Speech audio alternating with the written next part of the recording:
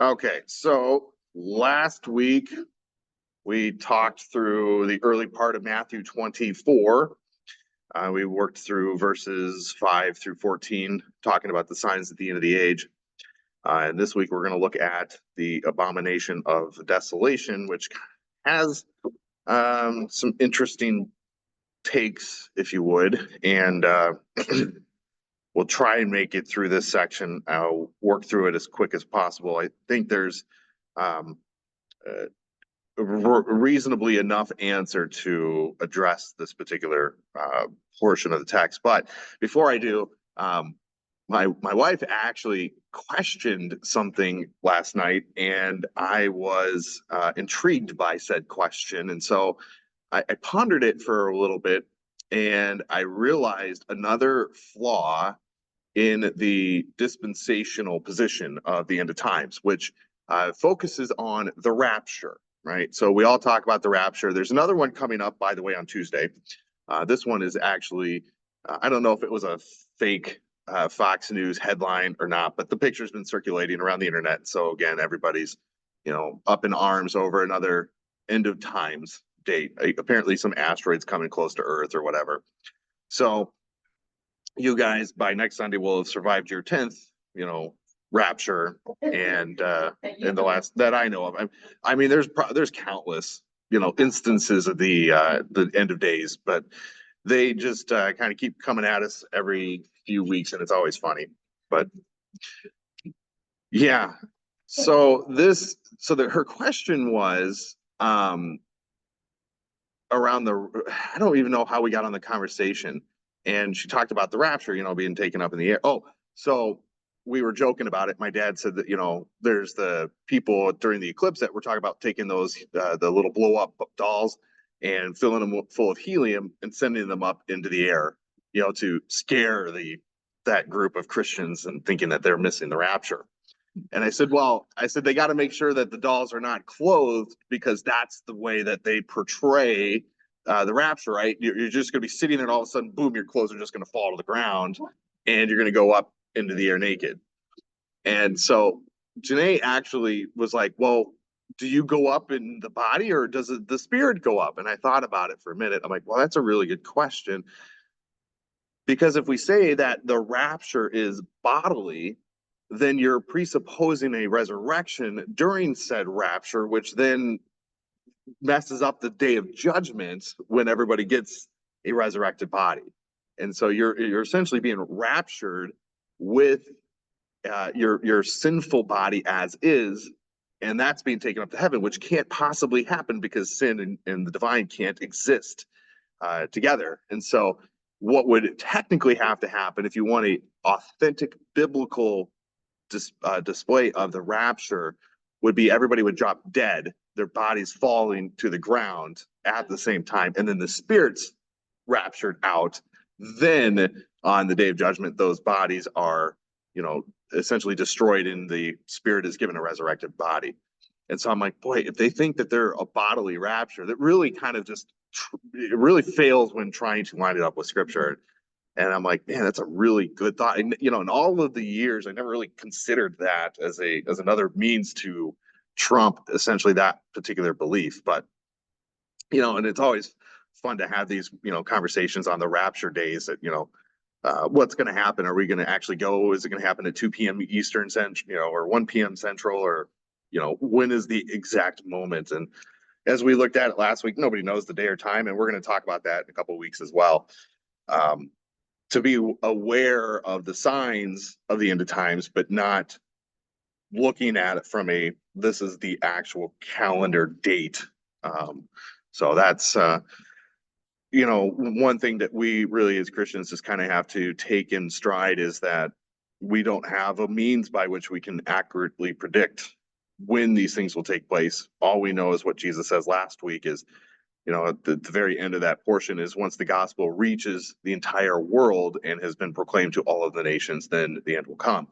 And there are people who chart the gospel reaching these people groups around the world. And so there's the websites that kind of keep track of the remaining known people groups. But I don't necessarily think that is the definitive means to the end. I think it is helpful, but I would look at this to be a little bit more parallel into the scope of time, that when all of the nations in the course of time have been reached that God has ordained, then we will see the end of times.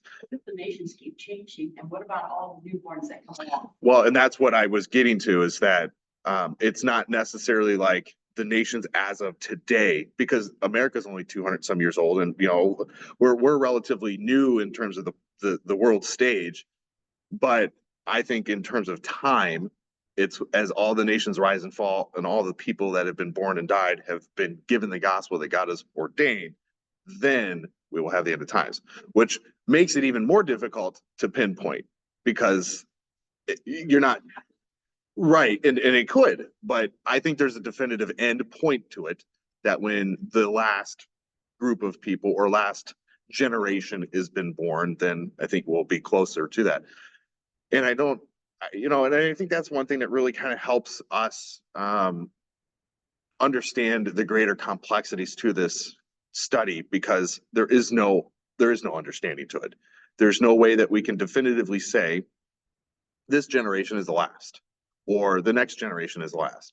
I mean, the apostles thought it was their generation. They're sitting here hearing this teaching, and you go out into the book of Acts and you go out into that early church, they thought that this was it. And this is why Paul writes in First Thessalonians to counsel the grieving, because they thought that they had missed the end of days, the second coming of Christ, that those who had died will miss the return of Christ. And so I think the vigorousness that which the apostles take this teaching into the world, into the church, that Christ was going to return, they thought it was going to happen within their lifetime.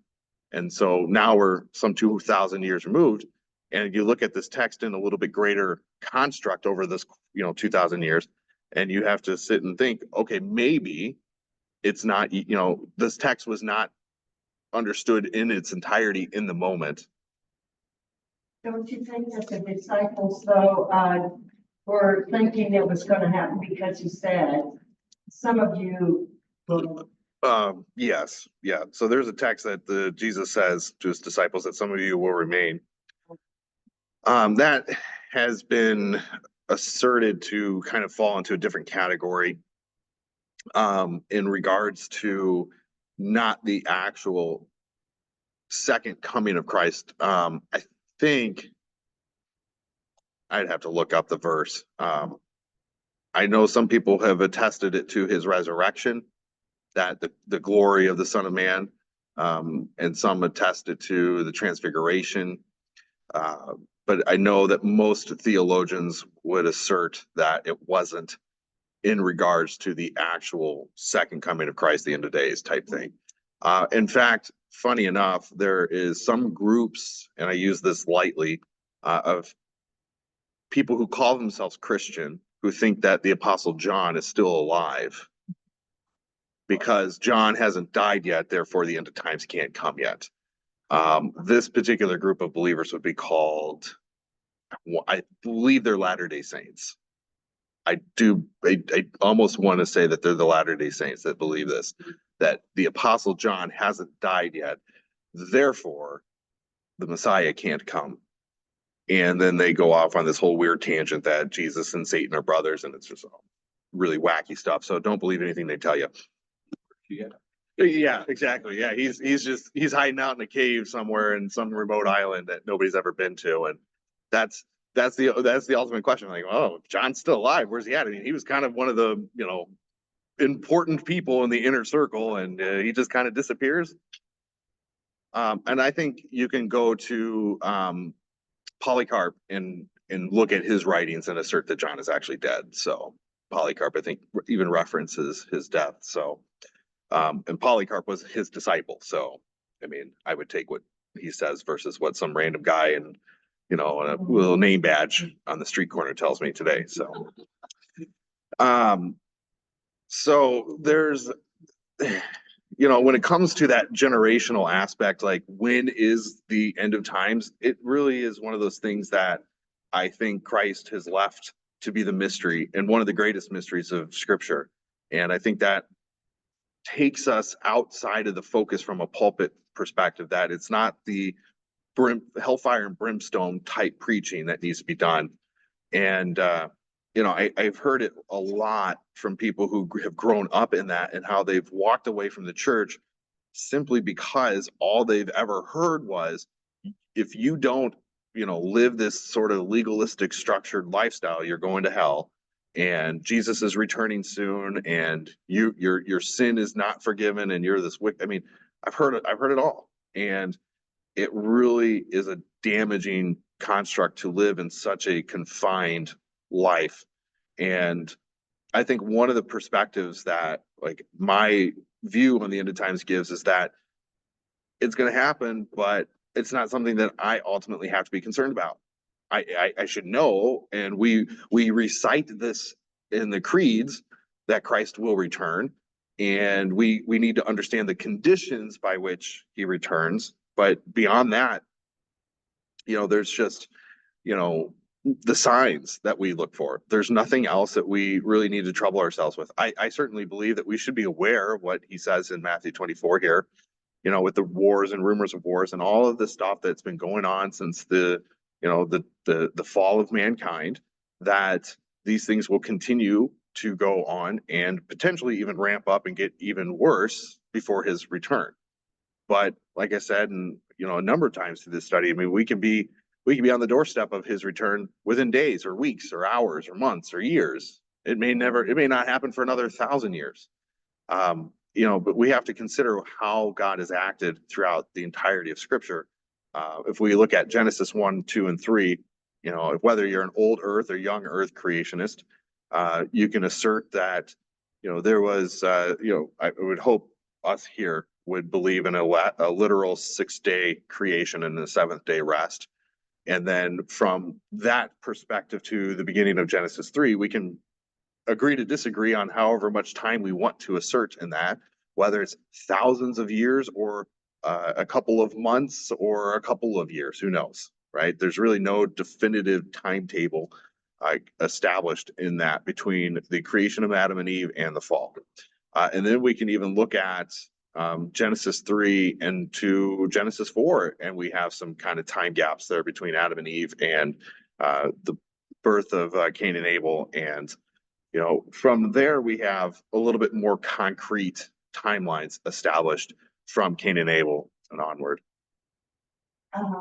It says 1,000 years is but a day unto the Lord. Isn't that why that they keep thinking since the beginning of creation, now we're in the 7,000? So there's that perspective. And I was going to touch base right on that, because the way God acts doesn't really align with the human logic. And I think that's what helps kind of set us apart from be able to target a particular day in which Christ will return. Because if we take in consideration from Genesis to Matthew, we have to understand God takes breaks. I mean, look at from Joseph to Moses, there's 400 years of silence. From the last prophets in the Old Testament to the birth of Christ, or really the proclamation of John the Baptist, you've got about 400 or so years of silence. Now you'd think, wow, and this is the kind of kicker. People in the 400s after the death of Christ were really kind of on the edge of their seat, because they thought that we're right on the verge, right? God rests for 400 years after significant events. But in reality, we see that this stuff takes place over a greater scope of time. And there's reasons why, the break essentially from Joseph to Moses is because the expansion of Israel has to take place. Now the quiet from the interludes between the Old Testament and the New Testament really is kind of an interesting perspective, because it matches that first, but that doesn't indicate that this will be the way God acts in the second, between Christ returning or ascending in his return. So there's always that viewpoint that we just don't have a means to understand by which God operates in a construct of time, because we live in time and he doesn't. So let's dig into our text and see where we land for time today. So beginning with the 15th verse in the 24th chapter of Matthew. So when you see the abomination of desolation spoken of by the prophet Daniel standing in the holy place, let the reader understand. Then let those who are in Judea flee to the mountains. Let the one who is on the housetop not go down and take what is in his house, and let the one who is in the field not turn back to take his cloak. And alas, for the woman who is pregnant and for those who are nursing infants in those days, pray that your flight may not be in the winter or in the or on a Sabbath. For then there will be a great tribulation, such has not been from the beginning of the world until now, no, and never will be. And in those days had not been cut short, no human being would be saved, but for the sake of the elect, those days will be cut short. Then if anyone says to you, look, here is the Christ, or there he is, do not believe it. For false Christs and false prophets will arise and perform great signs and wonders, so as to lead astray, if possible, even the elect. See, I have told you beforehand. So if they say to you, look, he is in the wilderness, do not go out. If they say, look, he is in the inner rooms, do not believe it. For as lightning comes from the east and shines as far as the west, so will be the coming of the Son of Man. Wherever the corpse is, there the vultures will gather. So really kind of a perplexing portion of scripture. And it deals with, we could say two different timelines of life. And I kind of wish whoever decided to divide these texts up, that they would have put another division in here, and or just not divided the text at all for this portion of the text. I know it's helpful in that we can see, okay, this is a train of thought here and this helps here, but in reality, all of 24 and 25 have a very special and unique context that it is hard for us to just take what a section heading says and assert that for the entirety, because really verses 15 down through 22 has to deal with the abomination, and the rest of the text deals with a little bit different focus. So we're going to take 15 through 22 and talk about that as a means by what is actually taking place, and then we'll look at 23 on to 28 as its a separation. So there's this little parentheses, depending on what your Bible has in here, and it has a reference marker going back to Daniel 9, verses 22, 23, 25, and 27, and Revelation 1, chapter 3. So the text says, let the reader understand. So Matthew provides an editorial comment under the underlining the significance of the temple's destruction. Mark, the notes here on Mark says that repeating a prophecy recorded in Daniel 9:27 about the destruction of the temple, and I'm going to butcher this guy's name, under the Seleucids, and this comes from First Maccabees, the first chapter. Jesus announces a new desolation and destruction of the Jewish temple, which will be carried out by the Romans in 70 AD. This event will end all temple worship and sacrifices. But these desolations are but a taste of what lies in the future. So when we talk about the entirety of the end of times, as I mentioned a while back, we have two views, and they're partial preterist and full preterist.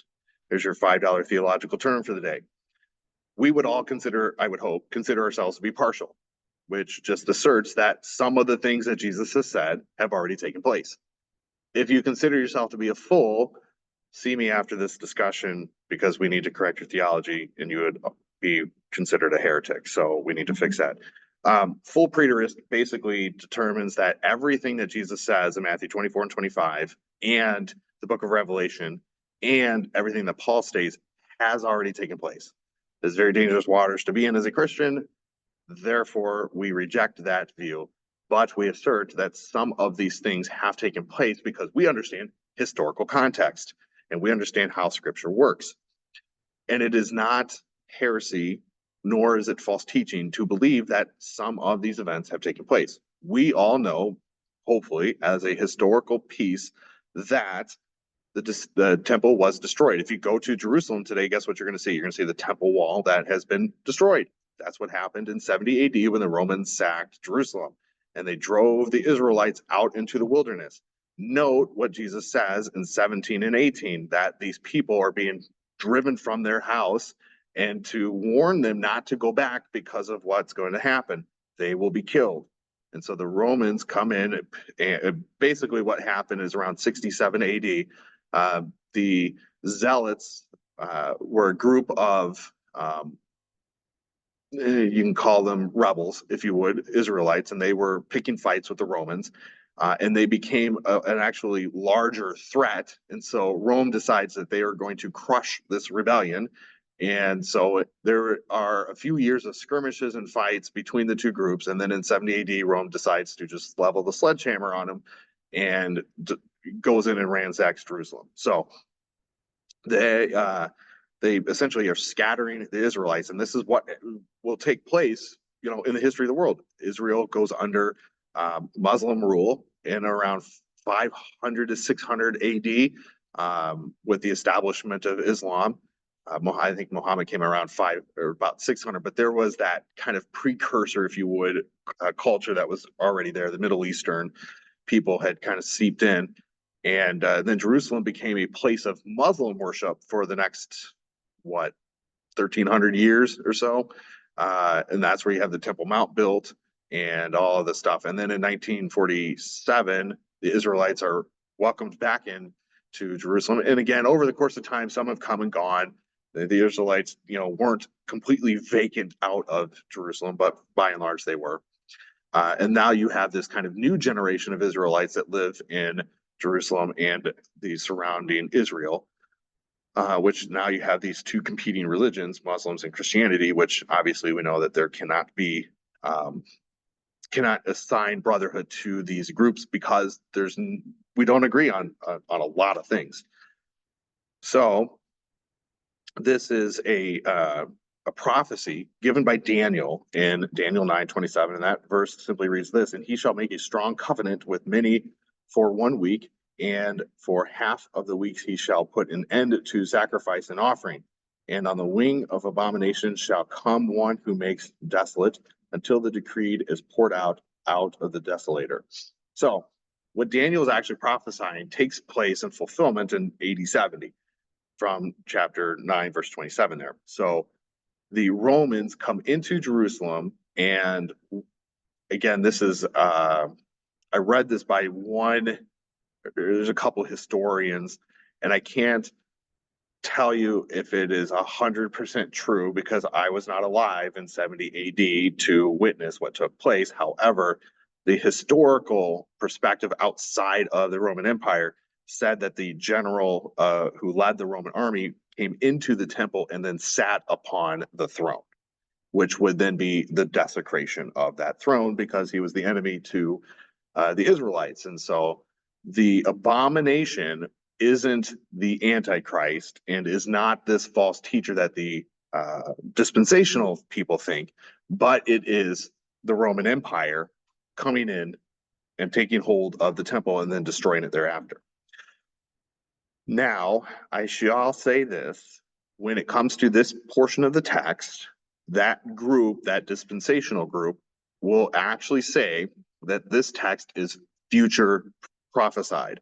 It does not have anything to do with 70 AD, but it has something to do with the 7-year tribulation. So what happens in the 7-year tribulation is before the rapture, which we've already proven to be false, happens, a third temple is built. As the third temple is being built, the red heifers are born, and then the priesthood is reestablished, and then the temple is completed, and then this rapture takes place, and then there's the 7-year tribulation, and then during those 3.5 years, there's the chaos and just disorder that's happening, and then a leader rises up out of the east and becomes a world leader and sets himself on the seat of the temple in Jerusalem, asserting his global dominance. This would be what they would call the abomination of desolation. And then upon him sitting there, it is the ushering in of the last 3.5 years where God will pour out the bowls, the trumpet blast, and the seals from Revelation, which will wipe out the remaining population of the earth and yada, yada, yada, leading up to the big battle of Armageddon and everybody's dead. So that is the viewpoint of that using this text. And I don't see where that text has any sort of implication to fulfill that perspective. Because we look at what is said and what Jesus even says here in these parentheses, let the reader understand. This reader's going back to Daniel and referring back to what is being spoken of, right? The ending of the sacrifices and offerings. The temple was destroyed in 70 AD, therefore cutting off the sacrificial system and cutting off the offering system. The Israelites are now scattered into the wind. And Jesus kind of basically says, don't go back for your stuff if you are here. But by the time this happens, all of the disciples are dead. So I believe Paul was the last one, and he was martyred around 66 or 68 AD. So Paul would be the last one, barring their teams of people that they trained up. The core 12 plus Paul are all dead by the time this happens. But Jesus basically is just giving a general warning to those in this text as he's talking to his disciples. And I think that the reason he is saying this is as another, precursor to the prophecy. This is going to take place as you teach people. Ensure that when this happens, tell them not to go back into Jerusalem. You'll be out in the fields, you'll be up on the hills, you'll be out doing things. Don't go back for these things. And for the women who are pregnant, pray that the siege doesn't take place in the winter, because it will be very troubling to move a pregnant woman, out in the cold and across essentially a war zone. So that is how we would assert the understanding of that text. Any questions? Exactly. I love eschatology because it is some of the most bizarre and complex theology in the entire scripture. And if we don't handle it correctly, it can get very messy. And this is why I'm always one to advocate, reading the text in its entirety and understanding the historical construct to it. Because if we don't understand the text as stated, then we can lead ourselves into some very, very deep waters, if you would. Is it true that, I've heard that they do have all the materials to reconstruct the temple? Mhm. It's ready, so whenever some time period, I don't know, but is that a true statement or not? It's been true for about 30 years. Yeah. So they've had the materials. They've had the personnel, they've had the plans to build it for about 30 years. If not even longer than that. Really, since they come back into Jerusalem in the 40s, they've wanted to rebuild the temple. The problem that they run into is that they want to build it where the Temple Mount sits. And so they would have to go to war with the Islamic nation to remove that, and it's not going to happen. So the question then is do they move the location of the temple? And that's been the kind of the fight for the last 50 or so years. But really from the early 90s, even if not longer than that, they've had plans trying to be put into motion to build this temple, but nothing's happening. And if it does start to happen, it's not going to change anything. Hi, good morning. You look pretty. You sleep good? You feel better? What? I turned the heat on downstairs for you. Be nice and toasty. Go have fun. I'm sure it's sweaty hot down there, so I made sure to crank it up. Yeah. She complained to me the other day that every time she goes to the basement for Sunday school, she's always cold. So I'll go down and turn the heat up, because they turn it off during the week, to need to run during a week. And so, I get here at 7:30, 7:45, so I turn it up so it's warm for them. So Now, it's in a war, because Yep. you're always warring against it. The temple should be destroyed, the temple should be destroyed with the Muslims and Jews are? Well, that would be the desired intention for the Israelites is to build the temple back in that location. It won't happen though. And so the Israelites are looking at alternative locations to build the temple. And again, if it happens, it's not going to mean anything. It's not going to usher in some new age, because what we have to understand is one significant thing happened in 70 AD that scattered the Israelites into the world. So up until 70 AD, the Israelite could trace their lineage back to the original tribes. Now they can't do that because of so much intermarrying amongst the rest of the world. So there's very few authentic Jewish lines. And so the Jews that live in Jerusalem, very small fraction are of the original tribes with pure bloodlines. So I really think if you were to consider what would have to take place, it would have to be a large collection of pure-blooded Jews that would have to reestablish the sacrificial system, because you have to be a priest of the lineage of Aaron in order to perform the sacrifices as Scripture indicates. There cannot be any tainted blood in that. If there is tainted blood, it's not void. So I'm on the viewpoint that it's not going to matter whether they do things or not do things, because from what I've read and understood, the lineage is quite tainted. And so there's just not the pure blood Jewish culture that we had in 70 AD. So, yeah. All right, so let's clear out this last bit of text here. 22, let's go to 23. And we'll look at 23 to the end. So 23, so when things turn desperate, people instinctively recognize the need for a spiritual answer.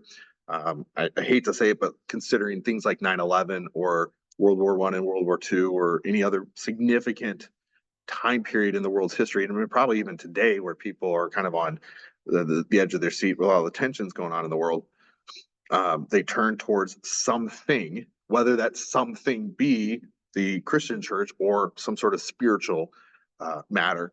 They look for an answer and guidance and help in all of this. And so this is kind of a secondary warning, if you would, going back to the earlier verses. In fact, going wrong screen, going back to where was it? Up here in verse 5. So many will come in my name saying, I am the Christ, and will lead many astray. So Jesus says that in verse 5. And then he comes down here in verse 23 and kind of clarifies this. He says, many will say, look, here's the Christ. There he is. Do not believe it, for false Christs and false prophets will arise and perform great signs and wonders, so as to lead astray. So again, these are people, or we would call them agents of Satan. They have been given some power to perform signs and miracles to lead astray even the elect. And it's always interesting how these studies kind of line up with my sermon. That's just like not even attempting to make that happen, because I have a very interesting story that I'm going to tell, and we're going to see how these false teachers and false prophets can in fact lead many astray. I'm sorry for those who saw on Facebook, I could not find the little shoes with symbols on them, so I cannot perform my little jig. So it was a joke I shared, was it yesterday or something on Facebook? They had this little shoe coupling that had those little, like the little hand symbols. Yeah, the little symbol shoe, and they go over your shoes, and so when you walk, it sounds like you're clashing a cymbal.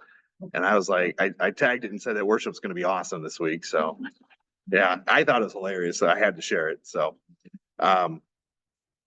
it would be, white socks for this week. So yeah, I'll get my sandals out, and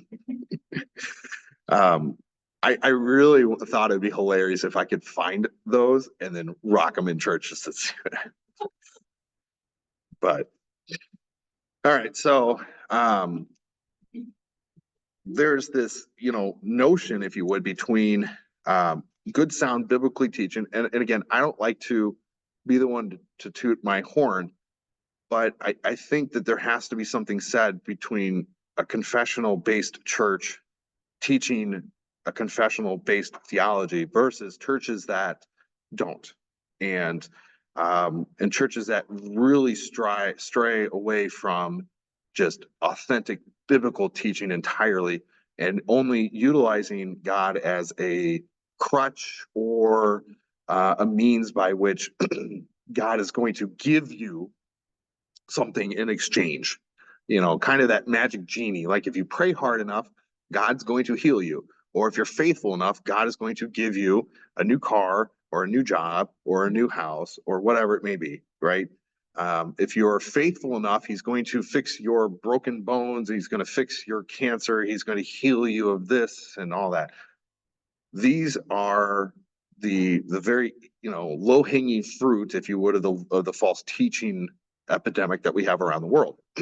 So what we have to understand is that there is a difference between, churches that teach a confessional based theology and churches that don't, and I was having a conversation with my confirmants because we're going through the Apostles' Creed as we finish out the year. And I told them, I said, if I ask any of you to give me a statement of faith, you would recite to me the Apostles' Creed, because that is the most fundamental basis of a statement of faith that we can have as Christians. Obviously, you can get deeper by going into the Nicene Creed and starting to articulate certain constructs of the Apostles' Creed. But by and large, as a Christian, we should all be able to establish the Nicene Creed as our statement of faith. And I think any church that were to say have a website that doesn't say that we believe in the Apostles' Creed, the Nicene Creed, the Athanasian Creed, and all they have is, a generic statement of faith, I would say be wary, because you're going to find that they can bend and move on certain constructs of faith. They don't necessarily believe, on maybe something about the person of Jesus Christ, right? One belief that's often disputed between denominational churches and non-denominational is what happened in the grave. Some people don't believe that Jesus descended into the dead. Some people don't even believe that he fully died, right? It was just kind of like an unconscious perspective, and that Jesus, didn't have to rise.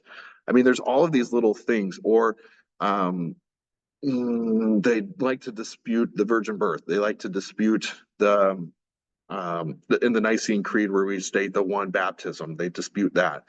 I mean, there's all sorts of things that these churches can waver on because they don't assert a creed or a confession as their statement of faith.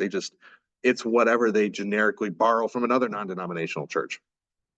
And then here's a fun exercise. If you're really, really bored, just start searching non-denominational churches in like the state of Iowa and start reading the statements of faith and see how similar they all are to each other.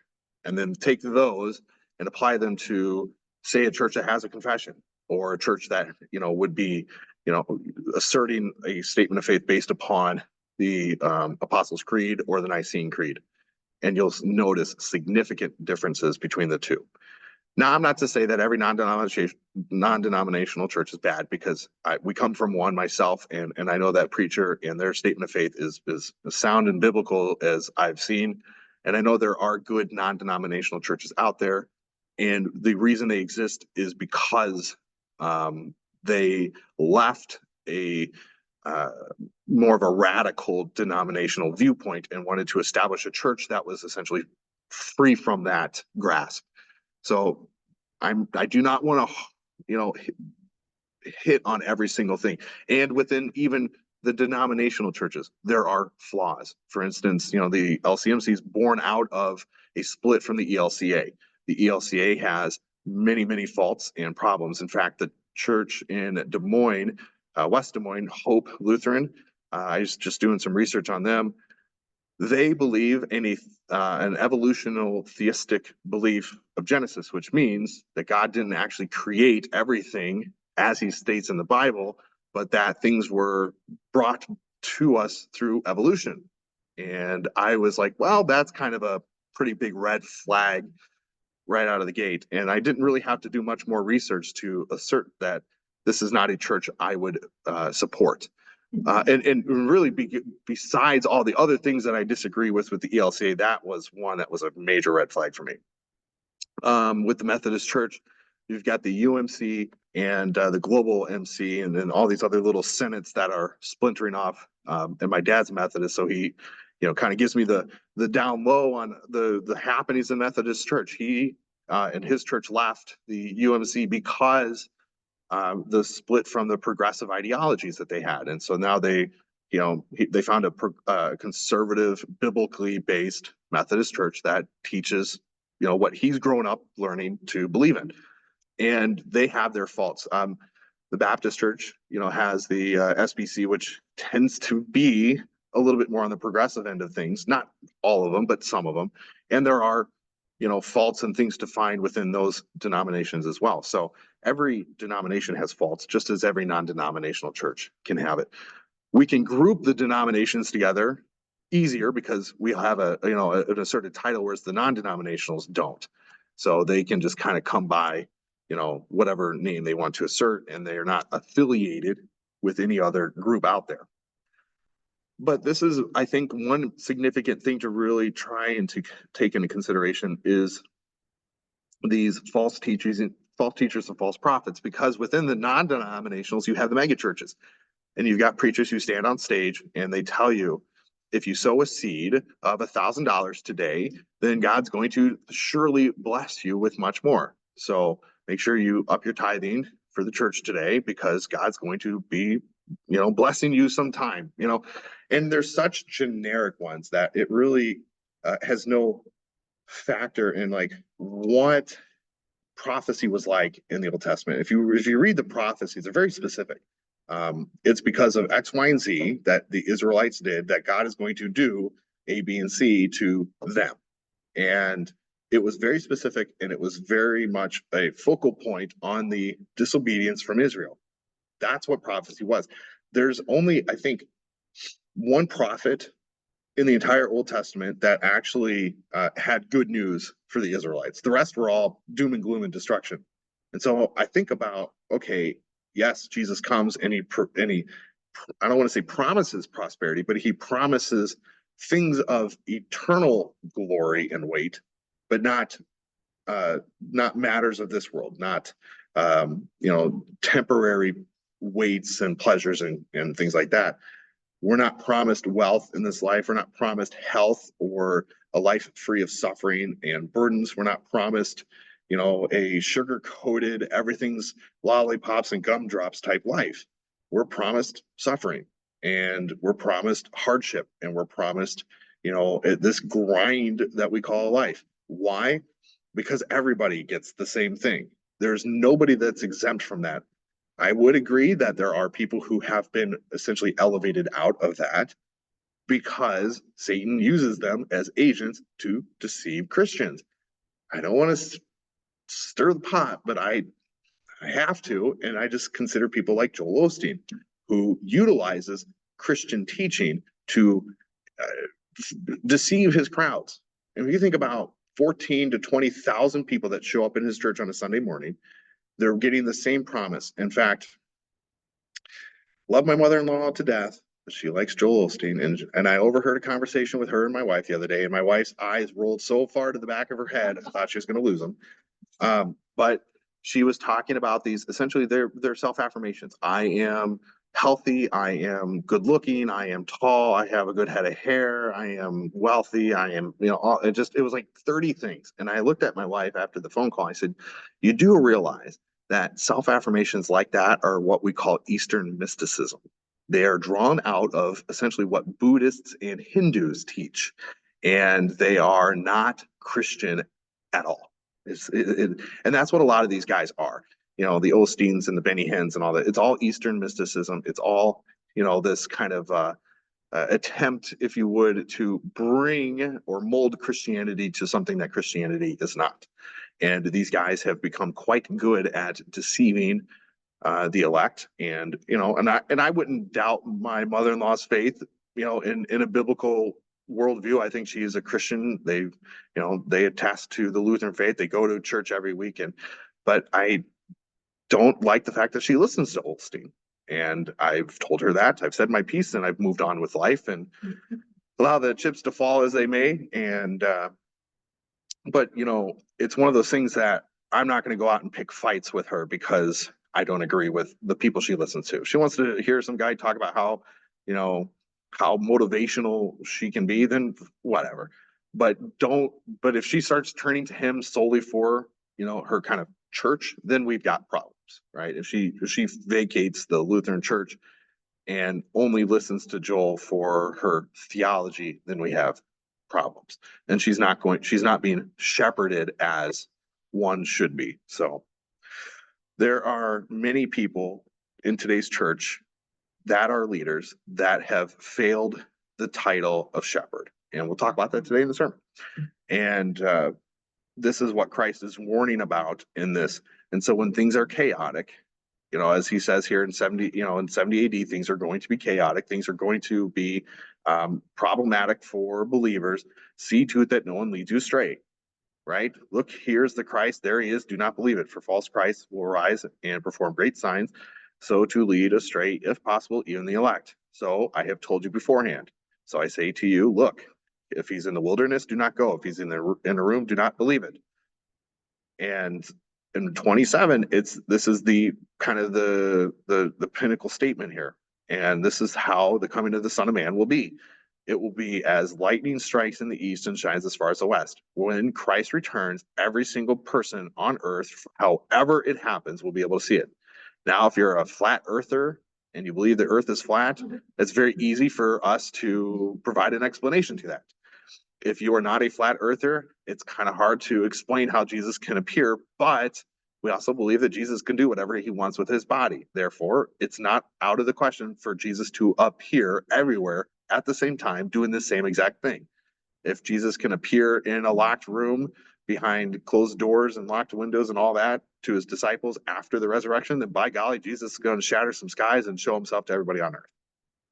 You got your TV though, and that I often wonder, is that what they mean? Everybody will see? Because the year 2000, they set up all these TV stations all over the world so that everybody can see the coming of Christ.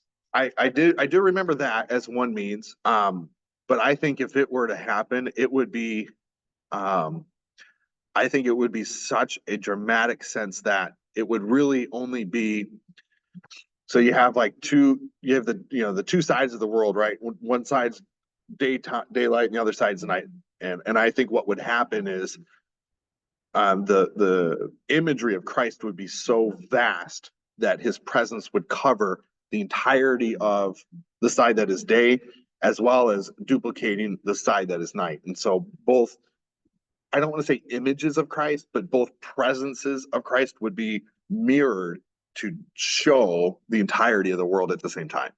And I think it would be like, if we think about like how the sky is today, you can look up there and you can see an airplane from, you know, however many hundreds of miles away, or you can see a little fluffy cloud, you know, here. But if you drive 30 miles that way, you're not going to be able to see it, or it might be a little bit harder to discern. I think that Christ would be so vast that you could drive from horizon to horizon and see everything about it. So that's the way I would interpret 27 to read, as just to be such a movement. So, well, his presence is all around the whole world right now. Right. So what's the difference? Right. And that's the other kind of aspect to it. It's like, if Christ could do whatever he wants with his body, what would stop him from showing himself to everybody at the same time? Did you have a question, Rachel? I knew you were cooking something there. No. All right. Finishing out in verse 28. So wherever the corpse is, there will the vultures be. So he kind of slides this in here at the very end before he moves on to the next section. So false teachers will swoop down in the confusion and suffering people, just as vultures unfailingly spot carrion and gather around it. So wherever there's confusion and disorder, false teachers swoop in and try to provide some sort of, you know, a positive nature to the teachings. So, as I would say that this section can be focused solely on the destruction of 70 AD. I would also assert that it has kind of two meanings. One is around the destruction of the temple and the desolation of it. And the second is around just the ongoing nature of disorder in the world that false teachers and false prophets have arisen and sought out to deceive the church. So any questions on that entire section? It's a lot to take in, but hopefully it's not as hard now to read something like this and be like, what in the world is Jesus talking about? Well, next week we'll come back and we're going to finish 24 in 2 weeks. So we're going to do next week the coming of the Son of Man and the lesson of the fig tree. And then in the last section, we're going to revisit the lesson of the fig tree because it kind of jumps us between these two sections. And then we're gonna look at no one knows the day or the hour. And then we'll look at 25 over 3 weeks. We're gonna look at those two parables and then the judgment, and then we'll go into Revelation. So we're not too far from Revelation. So all right, you got 37 minutes, Rachel. Take a shower in 5. There you go. So,